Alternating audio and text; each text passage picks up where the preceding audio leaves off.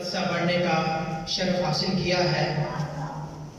اللہ رب العزت نے اس آیت مقدسہ میں جو مومنوں پر نبی کو مبعوث کر کے احسان فرمایا ہے اس کے بارے میں اس آیت مقدسہ میں بیان فرمایا، اور کریم آقا کو مبعوث کرنے سے پہلے لوگوں کے حالات کیا تھے اس کی طرف اشارہ فرمایا۔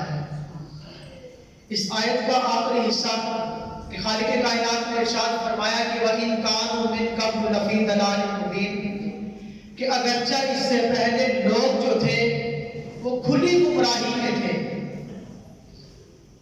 اب وہ کھلی گمراہی کیا تھی؟ وہ عقائد کے اعتبار سے گمراہی تھی، نظریات کے اعتبار سے گمراہی تھی، معاملات کے اعتبار سے گمراہی تھی۔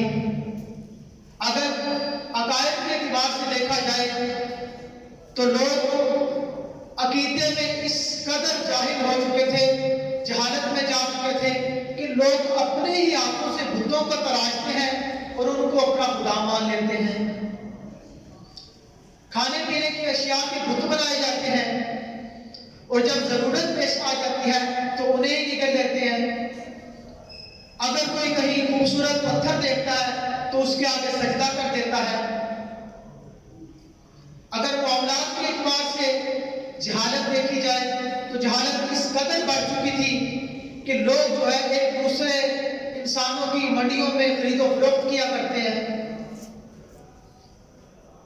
اگر کسی کا باپ فوت ہو گیا تو ماں اسے وراثت میں ملا کرتی تھی، اگر چاہتا تو اسے نکاح کرتا، اگر چاہتا تو اسے فروخت کر دیتا۔ اس قدر جہالت جو ہے وہ پھیل چکی تھی۔ تو اسی جہالت کے بارے میں حضرت جعفر طیار نے شاہ افشا کے دربار میں کہا تھا کہ یا ایھا الملک کنا قوما اہل جاہلیۃ نعبد الاصنام ونأکل المیتۃ ونقطع الارحام وکنا علی ذلک حتی یبعث اللہ الینا رسولا منا۔ کہتے ہیں کہ بادشاہ ہم تو جاہل قوم تھی، ہم رشتہ داروں کے حق کو قطع کرتے تھے، مردار مارتے تھے، زراعت کی طرف بے حیائی کی طرف رغبت رکھتے تھے، حتیٰ یبعث اللہ الینا رسولا منا۔ یہ معاملات چل رہے تھے کہ حضور ہماری طرف تشریف لائے، حضور نے ہمیں حق اور باطل کے درمیان فرق کرنا سکھایا۔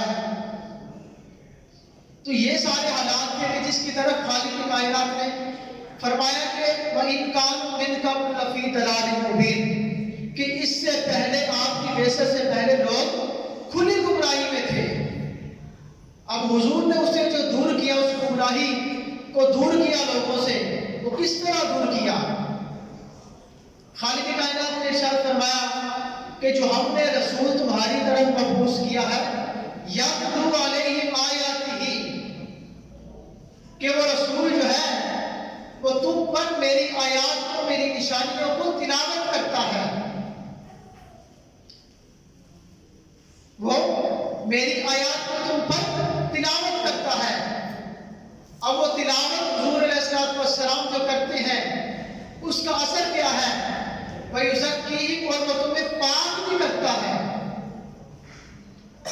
حضور علیہ السلام صرف اللہ کی نشانیوں کو تلاوت ہی نہیں کرتے، لوگوں کو اللہ کی نشانیوں کے بارے میں بتاتے ہی نہیں ہیں، بلکہ اگر دیکھا جائے تو حضور خود بھی اللہ کی ایک نشانی ہے۔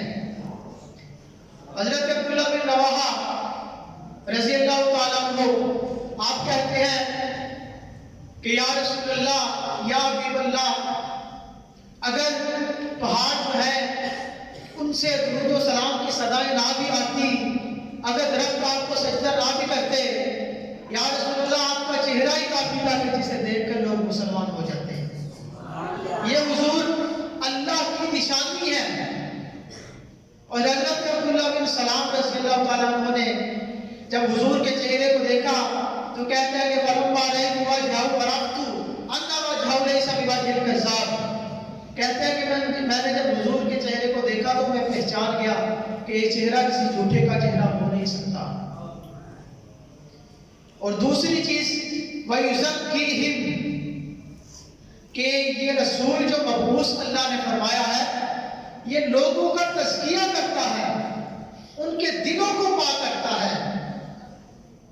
اس سے ایک اور بھی مسئلہ واضح ہوتا ہے کہ خالق نے جو یہاں ارشاد فرمایا کہ وہ محبوب تمہارے دلوں کو پاک کرتا ہے، تو اس سے پہلے ایک بات پہلے یہ ماننی پڑے گی کہ وہ دلوں کے رازوں کو بھی جانتا ہے، کیونکہ پاک صرف وہی کر سکتا ہے جسے پہلے موجود ہو کہ دل میں کیا ہے۔ تو حضرت فضالہ رضی اللہ تعالیٰ عنہ ابھی اسلام نہیں لائے تھے، حضور کو قتل کے ارادے سے نکلے، حضور کعبے کا طواف کر رہے ہیں اور حضور کے سامنے آ گئے۔ حضور نے فرمایا کہ فضالہ کیسے آئے ہو؟ کہتے ہیں یا رسول اللہ میں یہاں کعبے کو دیکھنے کے لیے آیا ہوں۔ حضور نے فرمایا کہ اگر کعبے کو دیکھنے کا دوبارہ ارادہ بنے تو ہتھیار لے کر نہ آنا، تلوار لے کر نہ آنا۔ تو کہنے لگے کہ آپ کو کیسے پتا؟ حضور نے فرمایا کہ تو اس تلوار کے بارے میں بات کرتا ہے، میرا رب تو مجھے وہ بھی منظر دکھا رہا ہے کہ جب تو اپنے دوستوں میں بیٹھ کر میرے قتل کا ارادہ کر رہا تھا، مجھے شہید کرنے کا ارادہ کر رہا تھا۔